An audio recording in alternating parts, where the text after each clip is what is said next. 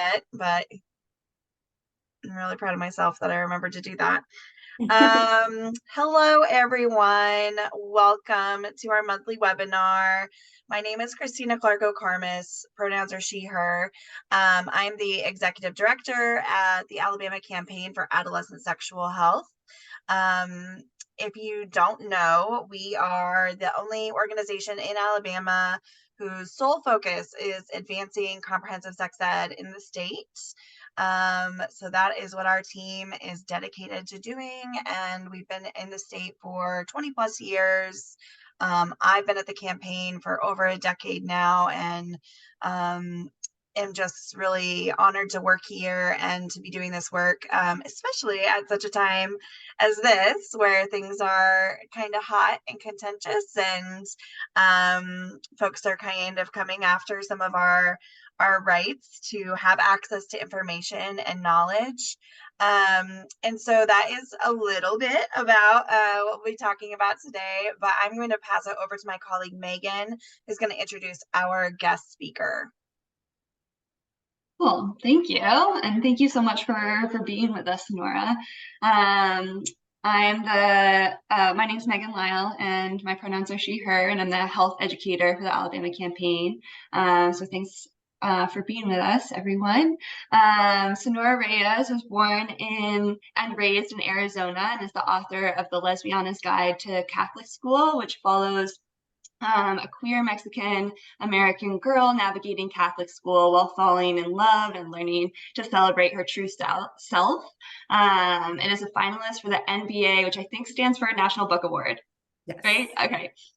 For young adult literature, Sonora writes fiction full of queer and Latinx characters in a variety of genres, with projects currently in kids literature and adult categories. Sonora is the creator and host of the Twitter chat hashtag QPOC Chat, a monthly community building chat for queer writers of color. Their most recently published novel, which is also young adult, is the Luis Ortega Survival Club, and it's about consent communication and about seeking accountability when boundaries aren't respected, and lots more. I just finished it. I loved it. So thank you for that book. And so we've invited them to talk to us about how to use storytelling to introduce like harder, difficult topics such as consent communication and the importance of stories that center LGBTQ youth. And so, yeah, I guess I'll hand it over to you, Sonora. Thank you so much again for being with us today. Thank you so much. Yeah, so little quick note. So with the QPOC chat that used to be every single month, now Twitter, has kind of done some things, and we're possibly going to be moving to another platform, but for now we have QPOC Fest, which is actually a virtual book festival once a year for queer authors of color, and I'm really excited to have that now. So we're planning on doing October of next year, I believe. So keep your eyes open for that. Yeah, so excuse me. So I have two books out, like you said, the Luis Ortega Survival Club and the Lesbiana's Guide to Catholic School. I think the Luis Ortega Survival Club is a little too new to have been like, gotten a lot of like attention with like book bans and stuff like that, whereas the Lesbiana's Guide has gotten banned like in a lot of places. And I kind of wanted to talk a little bit about how a lot of people think when your book gets banned, it's actually really good for your book. Like, oh, it's so much attention and like you're going to, blow up and all of that. But really, most of the time, the book bans aren't like these loud things that everyone hears about. It's just like they quietly take it off the shelves and nobody ever hears about the book. So it's actually really sad and doesn't help the author at all. I know a lot of people will say like, oh, I want my books to be banned because then, but I think that's a little misguided because it doesn't actually help your book at all. It's not it's not gonna, unless, you know, you have like legislatures holding it up in front of the camera and all that. That doesn't happen for most of us. Most of us, it just quietly like gets erased. So it's really unfortunate. But yeah, so I think my book mostly gets banned. You know, lesbian is basically in the title of the book. So it's an easy one to target, the Lesbiana's Guide to Catholic School. But I think it's so important. It was really important to me to make that book very visibly queer. Like, even if, like, you know, on the cover it's just her, it's not like necessarily like a romance cover where there's like two girls or anything like that, but the word lesbian is right there, and Catholic school is also right there. So like it can be a little controversial, but I did want that because I felt like it was really important to me that people who needed the book would be able to find the book. And I feel like there's always a conversation to be had about the fact that, you know, queer kids and even adults and even straight adults and like everyone really like needs all types of representation, not just the representation that's quiet, or the representation, you know, like I feel like for a long time, a lot of the queer representation that we were getting were like just issue books or books about like the oppression or, you know, how hard it is and all of that. The Lesbiana's Guide has some difficult topics in it, but it's ultimately like a joyful book, and it's like has a romance in there. It's like a very sweet, like happy ending, all of that. And I just feel like it's really important for us to have like all kinds of books. I think we need the ones with the hard topics. I think we need the ones where no hard topics. I think we need books that like all the whole rainbow, right? So I always say that my like gay agenda or whatever is for anyone to be able to walk into a bookstore and say like, oh, I want like I'm looking for queer books or like LGBT or like lesbian or specific, like an asexual protagonist or like, you know, whatever specific thing they're looking for in a specific genre, in a specific, like, oh, I want, you know, pirates in space. I want, you know, and they'll be able to find it. Or I want like a cute rom-com, or I want like super steamy, or like I want no, like it's just fade to black, or whatever they want, they'll be able to find it. Like I think that's so, that's the goal, really. So like I feel like until that happens, I'm just going to keep on writing my books, and I'm going to keep trying to like fill as many gaps as I can. And you know, I don't think I'm going to do it by myself, but there's a lot of people out there, a lot of other authors who are like contributing to this.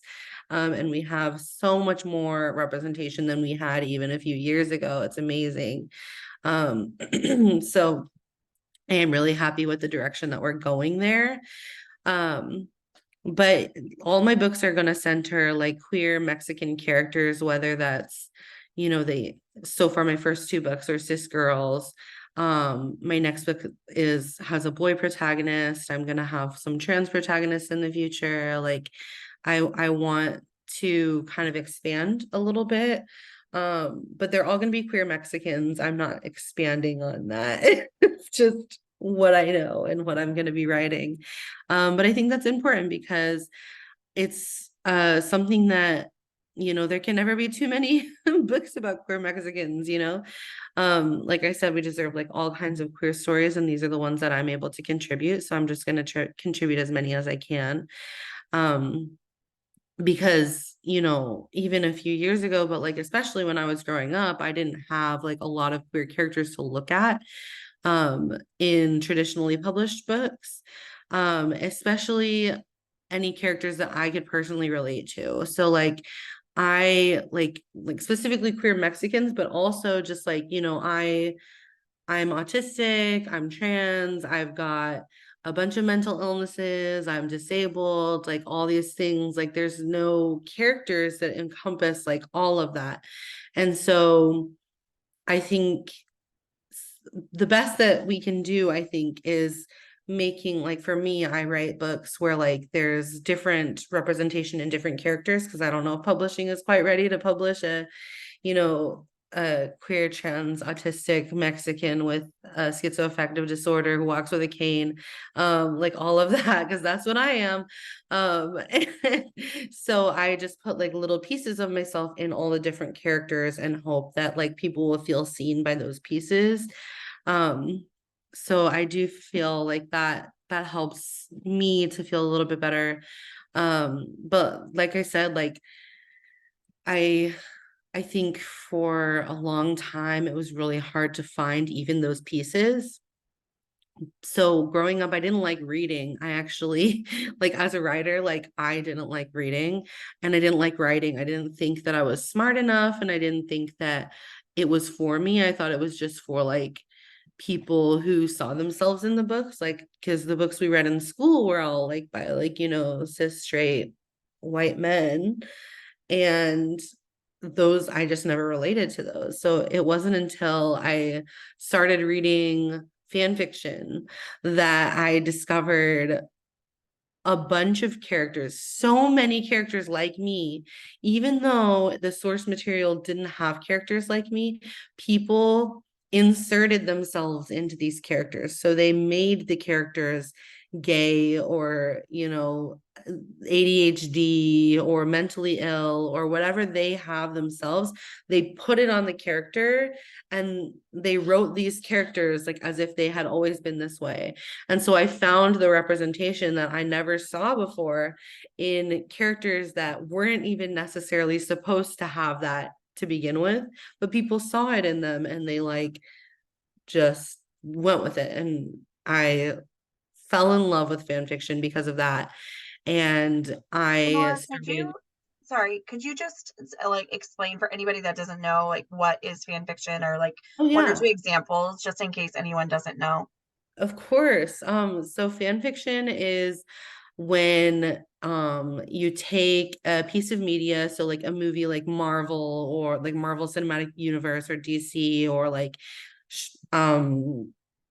Star Wars, Harry Potter, whatever, and you write your own stories with those characters and post it online. So there's like a bunch of websites, particularly Archive of Our Own is the one that I used. Where it's just fan fiction for, and you can look up the fandom. It can be like whatever show or movie or comic book or manga or whatever it is. You look up your fandom and there's a whole bunch of works that come up, or you can even look up specific characters or specific pairings that you want to see, and all the works with those will come up and you can just read to your heart's content. And that was how I started enjoying reading. And I think it was probably because I didn't think I was supposed to do it.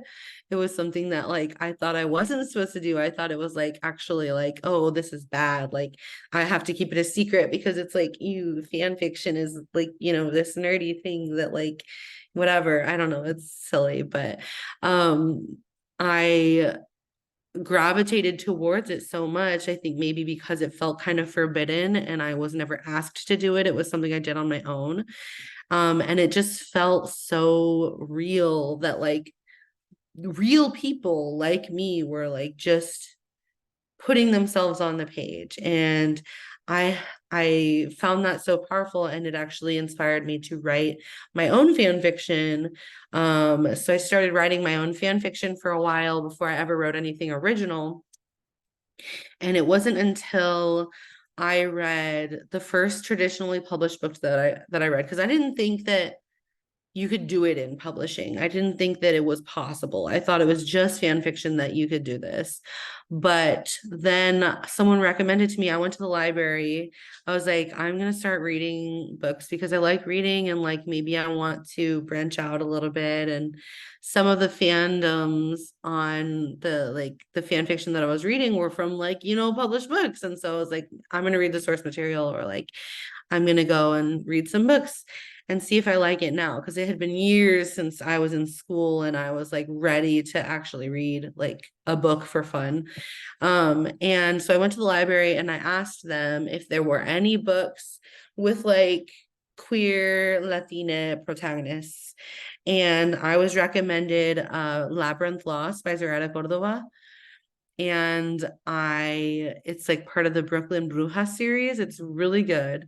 I read that and that was when I realized, I was like, oh, you can do this. Like, not only does that book have a queer Latina protagonist, but it's like she's powerful and she is the main character and she leads her own story. And I didn't realize that like you could do that. So I was like, I want to write a book. Um, so it wasn't until then that I was like really inspired to write my own story. And I didn't think that I could even do contemporary. Like I thought it had to be like fantasy or sci-fi or something like that. But it was National Novel Writing Month, and that's in November every year. National Novel Writing Month is a challenge where you try to write 50,000 words in 30 days in November. And my friends were all doing it. And I was like, okay, I'm going to write my first book. I'm going to do it. But it was October 28th. And I didn't have time to build like a whole magic system or anything. So I was like, okay, what do I know intimately that I could write a whole story about? I could write a whole book about. And I was like, being gay and going to Catholic school, like I have a lot of trauma to unpack about that. And I have a lot of funny stories about that. So I'm going to just write about that. And I thought it would be easier, but it was actually really, really hard. I think almost because I've also since then written some fantasy stories and stuff. I think it's harder to write contemporary, honestly, because you have to unpack so much real stuff instead of just being able to make it up. So yeah. Sorry, I have notes what to talk about and I'm just pulling them up. um, oh, so like I was talking about how in fan fiction people tend to insert themselves into their favorite characters. Um, I I think with me, with the Lesbiana's Guide to Catholic School, I did kind of feel like I wasn't allowed to put my whole self in yet. I was like, oh, no one would want that. So I'm just gonna make her lesbian and I'm gonna make her Mexican, indigenous, and her brother can be mentally ill.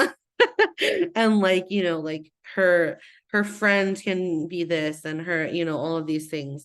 But with my second book, I decided to add a little bit more of myself in there. So like Ari from the Luis Ortega Survival Club is autistic. And she has selective mutism, which basically just means she doesn't talk unless she feels extremely comfortable, which is mostly around just her family, but eventually it can be around friends who she feels very comfortable around. And that was me growing up. So I finally felt like I could write a little bit about that. And I did want to, with that book, talk about how disabled people and especially autistic people do have a higher rate of like violence against them. Um, and I wanted to talk about that in this book and like how for Ari, the main character, she is not the like perfect victim of abuse, right? Like she is angry, she is messy, she is all of these things. She makes mistakes and she's not perfect. And I think it's so important to show characters who don't fit that mold of what you're supposed to be in order to be believed or in order to be like sympathized with. She's still this like fully like fleshed out, messy, chaotic character who's angry and deserves justice just as much as everybody else does.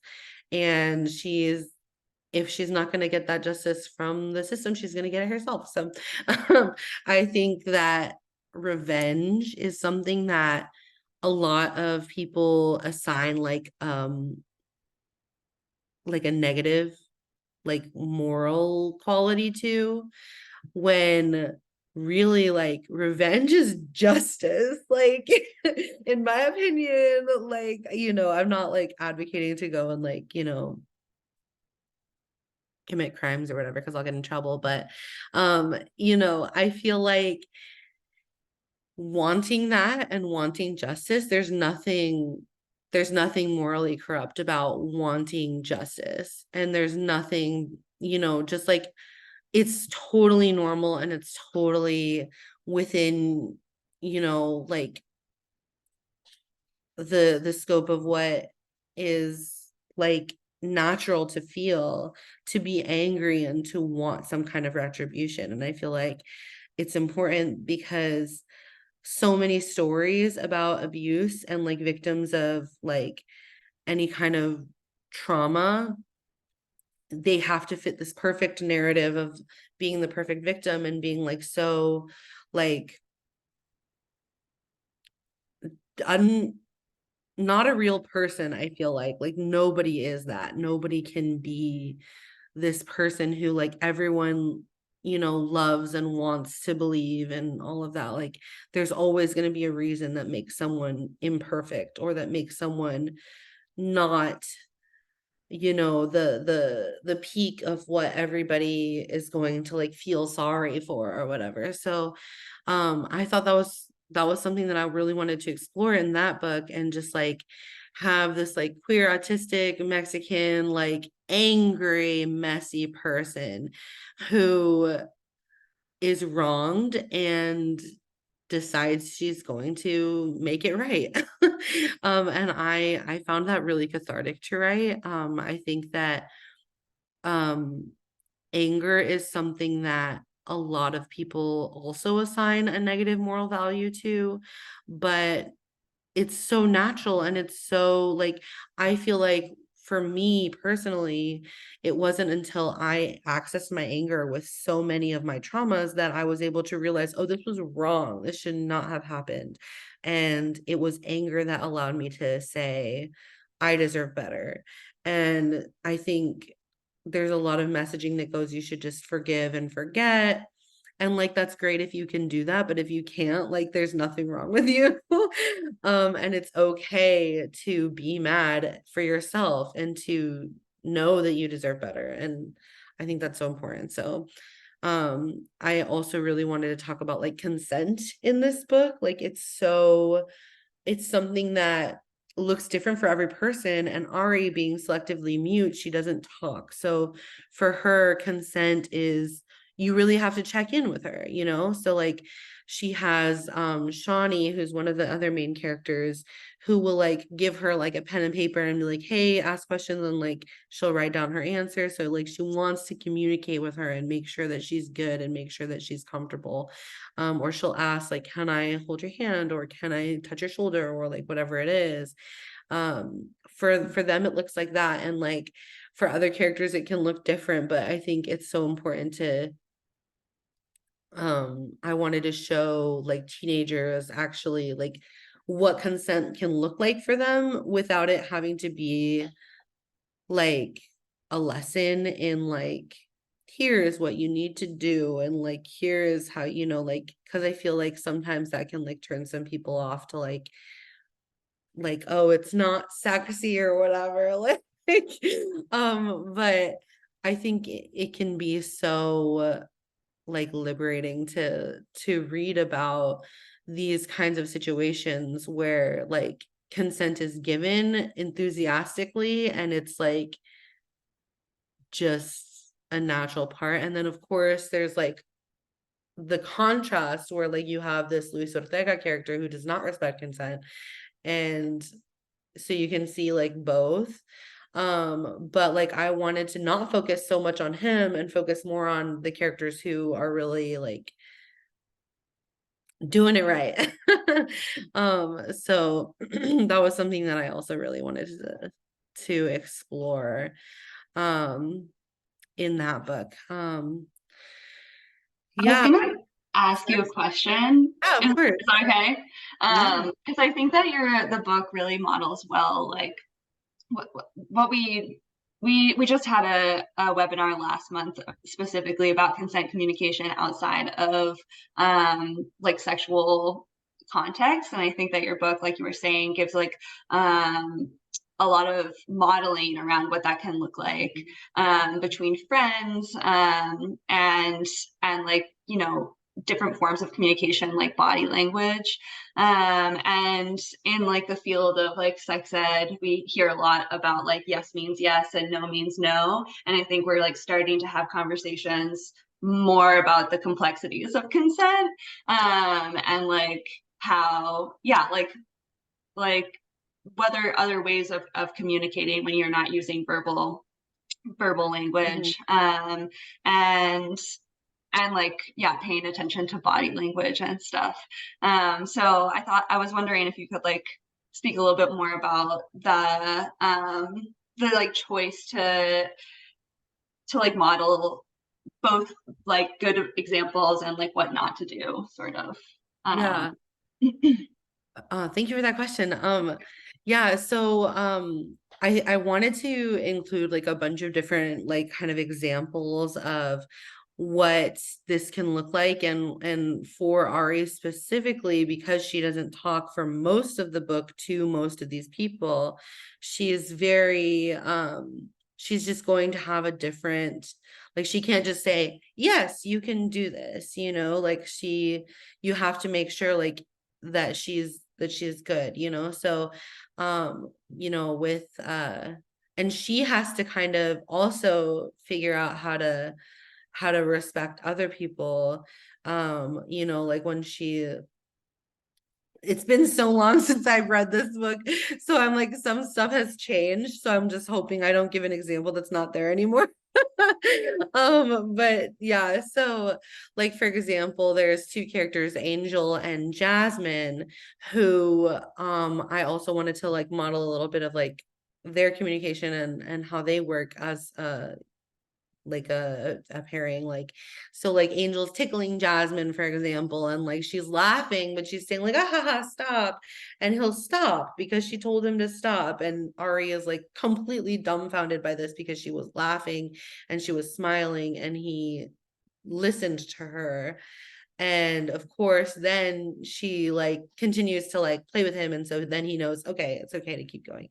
But like it's one of those things where you have to like, you know, take people out at what they're saying. And like she was just so like confused about it, and like just seeing like for her that example was like, okay, so you don't have to be like it can, you know, people can listen to you even if you're not like communicating in a clear way. Like people can still um like catch on and be respectful, and if, you know, when in doubt, take it as, you know, a no, and then check in, and you know what I mean. So it doesn't mean that you like a no is like always a hard stop. Like it can be like with Angel, like just like, oh ha ha ha, okay, like like, and then like, you know, tickling her again in 5 minutes if she's like tickling you back or whatever, you know, like still like that.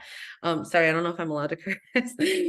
um but yeah, so there's also like just things where like Shawnee will ask like, can I do this? Or like Ari knows that Shawnee going like this means I want to hold your hand, and she just waits, and so then she, you know, holds her hand. So like stuff like that, like kind of reading the body language and like knowing what people's tells are and what people's, you know, different methods of communication can be.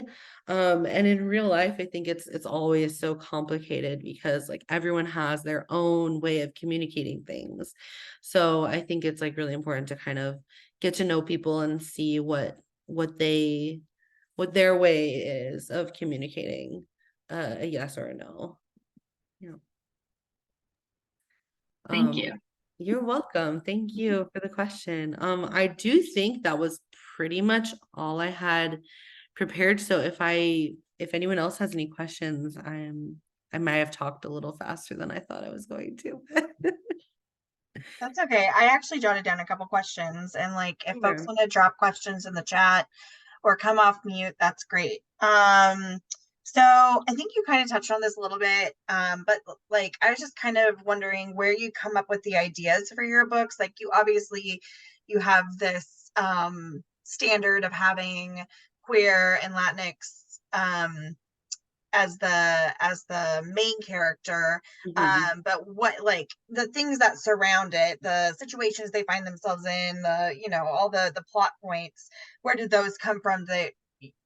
Your personal life, your imagination, where do you get that Um, from? all over the place. So like with the Lesbianas guide, it was literally because it was my first book that I wrote. So it was like, what do I know intimately? Like, what could I just write about for 50,000 words? And it ended up being more like 100,000 words. But I was like, what's a story that I could tell? And I was like, okay, I'm gonna tell the love story that I wish I had when I was in Catholic school. And that was like my idea. And then for the Luis Ortega Survival Club, literally the way I came up with that was my agent was like, okay, we are going to try to get a 2-book deal for the Lesbianas Guide. So you have to come up with a second book. And I was like, okay, another book that kind of fits. So it has to be the same genre. So it's contemporary. So real life. I just like literally I had no ideas because like I had only written one book.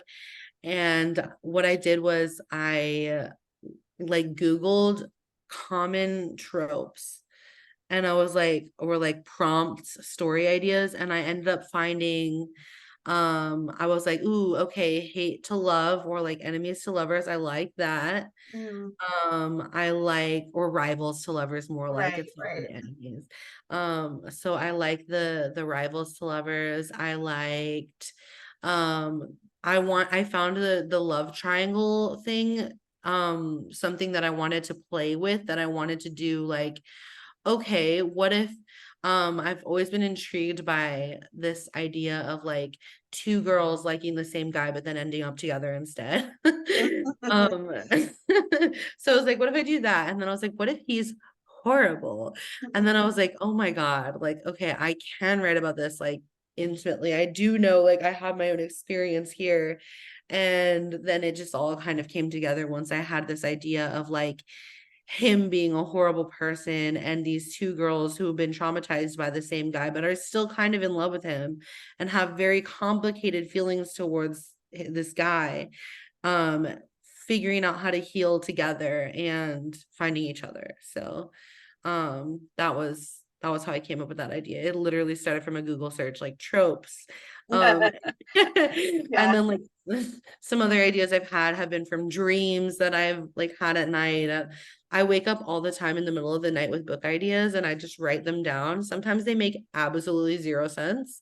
Um, I used to write poetry too. So like sometimes I would like do this with poetry. And like one time I woke up in the middle of the night and wrote this genius idea for a poem down. And then in the morning I woke up and it says poem about sneezing. And I was like, what does this mean? Uh, Like I have no idea what my your 3 a.m. brain did not yeah. know it was genius. Yeah. Or So, maybe it was genius in the dream. He just couldn't like yeah, figure no, it it like out. totally like I had so much inspiration about it and I just didn't remember any of it. So I was Oh like, okay. man, that's Um, so funny. yeah, but like sometimes my 3 a.m. book ideas are bad, but sometimes they're good. And I've actually Yeah. written some books based on dreams that I've had or based on those like 3 a.m. like wake up in the middle of the night with inspiration, like and write down an idea. Um, I've also come up with book ideas based on um like I've come up with them based on tropes a lot. Like, oh, I really want to write something with like this trope, or like based on stories that I really like. Oh, I want to write something that makes me feel the way that story made me feel. A pairing that makes me feel the way this story made me feel. Or like a backstory or a character arc or whatever it is. So it kind of comes all over the place, but I have too many ideas at this point and not enough time to write. Yeah. That's awesome. Thank And then my you. other question, and this is kind of like getting to what I mentioned at the top, but like, why for you as an author is it so important that, because it sounds like these two books in particular are YA for young adults. So why is it so important for you as an author to write these books that would be like the audience would be for young people, so that they can kind of access that full spectrum, like you said, the full rainbow or full spectrum of books that are out there? Why do you think that's so important? Yeah, so the first one was literally just because I like had some high school trauma that I wanted to process, and I was like, okay, so I got to make her a teenager. Sure. The second one was because I had to do the same genre. But now I write young adult stories because I want to.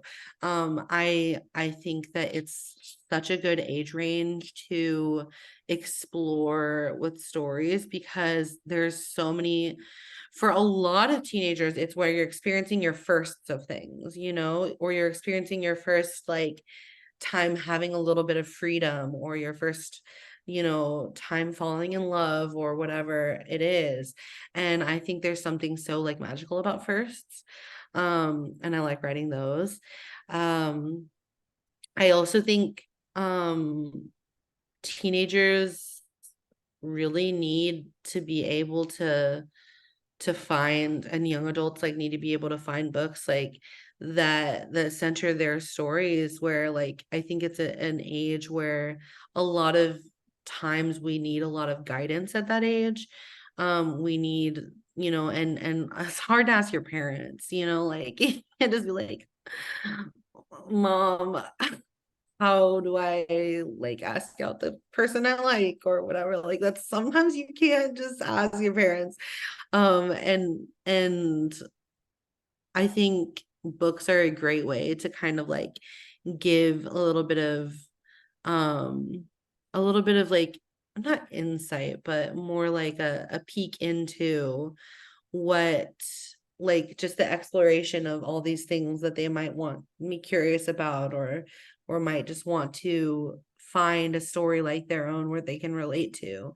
And just seeing that they're not the only one out there that's like them, and or if they're not like that person, seeing that the broad diversity of the world, and being able to like empathize. Like I've had so many readers tell me, like, even though they're not Mexican, or even though they're not like, lesbian or whatever, that they related so hard, and that they like fell in love with Yami, or with her brother Cesar, or with, one of the characters in either of my books. And like just saying like that, like even though it didn't match their experience exactly, like they still, it resonated. And so I think there's something universal about like these stories, even if it doesn't match someone's exact experience, like it can still like resonate super hard. So yeah. And also like when like teenagers are my favorite readers. Like of course, like I write for them, but like adults read my books, and like most of my readers are adults, I would say, but my target audience is like teenagers. But teenagers, when they come up to me at like book events and stuff, like I always find that I've made almost like the biggest impact on them compared to like others. Like the things that they'll tell me, they're like, oh my gosh, like I never felt seen before this, or like I never oh, my dog. He just like rested his head on my leg. Oh, um um so like just hearing the impact that it makes on people like is really touching, and I want to continue to make that impact if I can. So yeah, the thing that's been really like hard for me, heartbreaking for me in terms of like the uptick of book bans and conversations that we've seen about that is that I found like when I was a teenager, that was actually the one area where my parents weren't like they didn't really censor. Like there were things I they didn't want me to watch, or they didn't think were appropriate to watch, like movies and TV shows, but they never really censored me on books. And like, I think that was so like critical to me, just like being able to explore different worlds and different characters and different identities that I maybe like I didn't identify with, but that I would come to know like those people who had those identities. And it was just, and you know, you just think of like those coming of age stories that a lot of us read as teens, and they were so, and now they're banned, you know, and kids have trouble accessing them, and it's just, it's so like heartbreaking to me. So, and the other thing I want to point out is like what I didn't hear you say was that you're hoping to like turn all these kids gay or something. Like you're trying to like help them find themselves in the Yeah. stories that you're telling. And like I think that maybe that's like part of the fear of the other side, is that they think like, oh, they're just trying to like make all of our kids LGBTQ. And it's like, no, we just want your kids to like have access to different stories, and maybe like they identify with some of those people and they just haven't like told you because you're not Yeah. a safe person. But yeah, it's just mind-boggling to think of our kids not having access to this, because like it is a powerful source of knowledge for them. Yeah. And like, oh, it is really frustrating. But I think that a lot of, and it's like, I grew up with straight media my entire life, and I am not straight. Like, it's not, it doesn't make you gay. Like, it's not gonna do that. Like, it's Right. just reading about an experience doesn't make you have that experience. Like, it's with any experience. Like, if you were that, you might discover it a little faster, but it's not going to turn you into something that you already weren't going to be. Right. You know, it might just make it easier for you to figure it out, and that's fine. And yeah, it's I've gotten a lot, especially with the Lesbiana's Guide. That book has gotten a lot of pushback with you know, people, you know, calling me a groomer and stuff like that. And it's just like the first day my book came out, it went viral on like right-wing Catholic militant Twitter. Mm. And people were upset that my book was out. And I was like, um, just really like confused about why there's, first of all, why do they think reading about a gay person is going to make the kids gay or whatever? And second, why they're so afraid of that, Yeah. you know? Like, even if it did, so like there's, Right. you know, like it's and I get that, like it's, you know, it's just one of those things. People are always going to be, well, hopefully not always, but right Hopefully now. not always. Yeah, it Yeah. seems like we're like in a real like upswing on the book banning right now, but I know we've been here as a country before, and Yeah. will be again, I'm sure, but it'll go away and it'll come back and blah, blah, blah. I just Yeah. shared a link in the chat to an organization that I've attended some of their webinars. It's called Red, Wine, and Blue. So forgive the name, it's kind of cheesy, but they do, part of the work that they do is book ban busters. And so it's a lot of moms that like are running this organization. And so anyway, they have a place where you can buy banned books or host a read-in, or ways to like kind of get involved with this whole book banning stuff. And then I know like locally, if anyone's local, Prattville has been dealing with this issue. Prattville is just a suburb of Montgomery, just north of Montgomery. And then Ozark down in South Alabama has also been dealing with this issue. Those are the ones I know of because they've kind of like gained a little bit of traction among our networks. But a lot of areas are dealing with this, like you said at the top, Sonora, just like taking those books off the shelf, and there's no hubbub about it, and nobody knows that you can no longer access these types of books with these diverse stories. Yeah. I will say, this isn't necessarily just for banned books, but LGBTQ Reads has like such a big, what's it called? Like a database for like LGBTQ books, which largely are getting banned. So if you want to like support those books, LGBTQ Reads is a really good resource for that. So awesome. And I didn't share a link, but I did just type the website, the name of that group there. Oh, thanks, Megan. So those are in there. And so, yeah, are there any other questions or folks that want to come off mute or just type a question in the chat?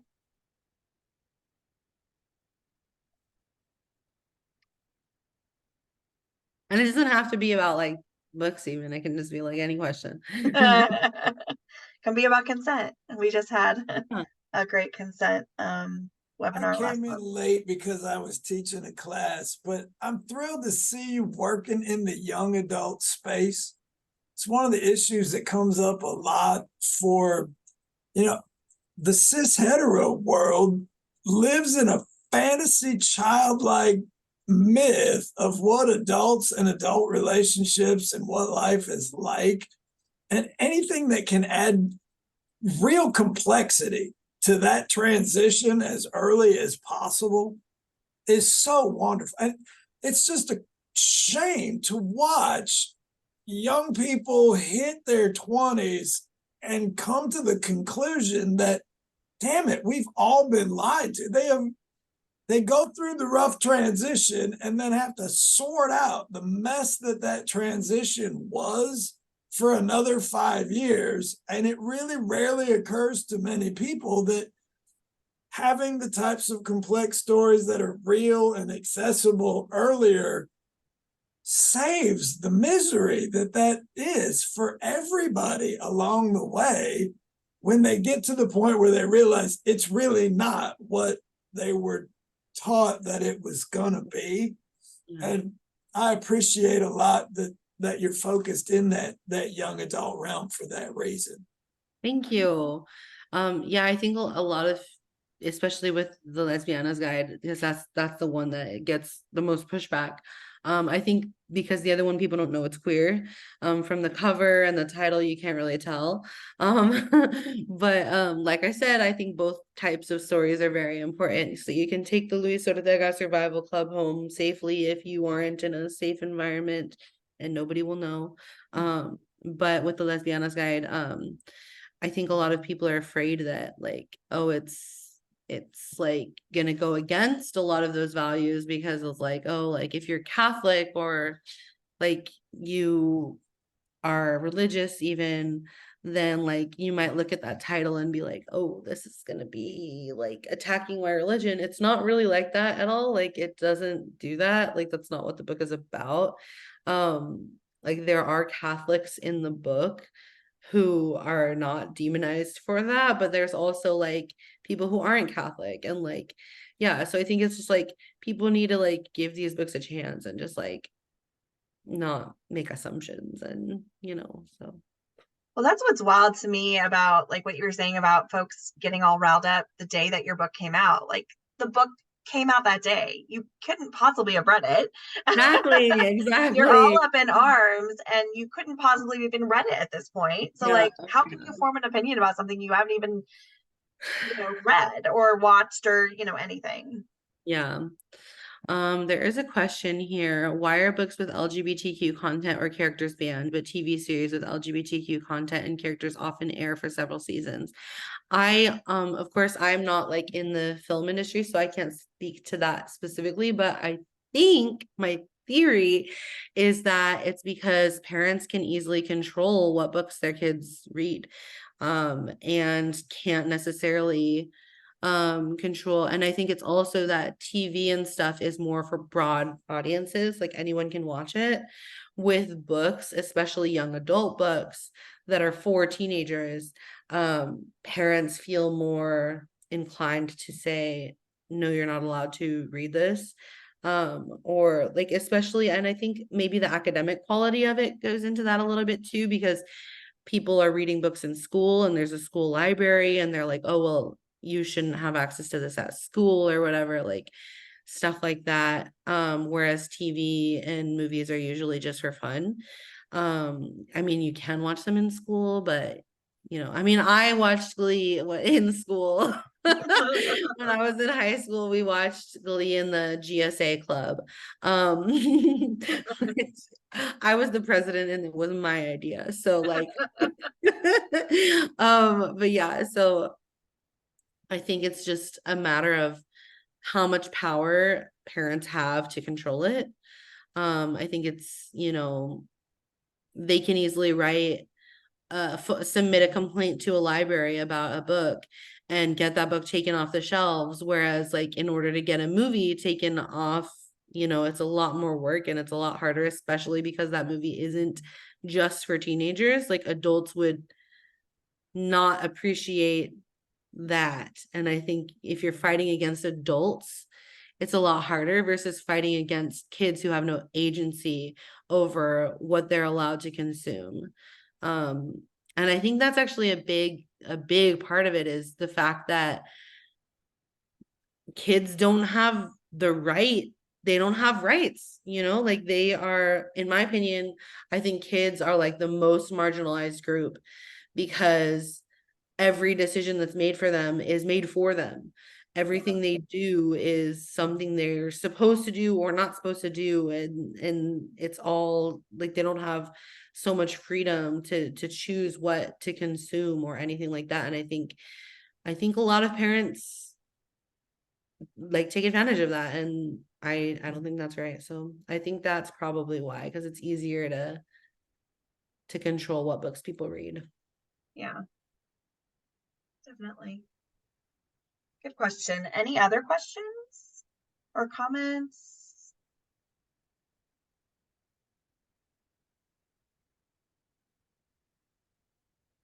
Sonora, this has been really great. I've really loved hearing, and I can't wait to read these books. Megan is I mean, we're both readers, but I feel like she's always on top of reading books from authors that we have on here. So, but I will definitely be adding these to my list. Thank you so much. Yeah, and it seems like maybe we don't have anything else. So Megan has shared in the chat, and we'll probably share again, webinar survey just to let us know how you like this webinar. If there's things you want to hear about in future webinars, if you'll just take a minute or two to fill that out. It's it's really quick. And the last little plug I'll give before we get off of here is that we have our Youth Advisory Council applications are open. So we will be doing a Youth Advisory Council through a new federal program that we have, or federal grant that we have, I should say. Program is local. And so we'll be doing our Youth Advisory Council starting in October. So applications are open now. Megan's just dropped that application in the chat as well. So if you know some young people who are leaders and or are just interested in adolescent sexual health, rights of young people, rights of LGBTQ people, they might be a perfect fit for our Youth Advisory Council. So we encourage them to apply and would ask you to share that. I think that's all I have. Thank you again so much, Sonora. Any final words? Just thank you so much for having me. Thank you everyone for coming. I really enjoyed this, and yeah, I'm always happy to do stuff like this. So feel free to, if you had a question and you forgot to ask it, you can like ask me on social media or anything like that. So where can folks find you?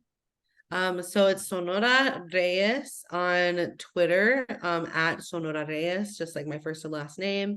On Instagram, it's sonora.reyes. On Blue Sky, I think is also sonora.reyes. Okay. Tumblr is sonora-reyes. So it's all like some variation of my name. So You can also just like variation Google of your first and last name. Okay. Yeah. I'm sure if you type in Sonora Reyes in the search bar, I'll be the first one to come up. So there you go. Yeah, perfect. Okay, thank you so much. And thanks to everyone else. We'll see y'all next month. Thank you. Thank you. Bye. Bye.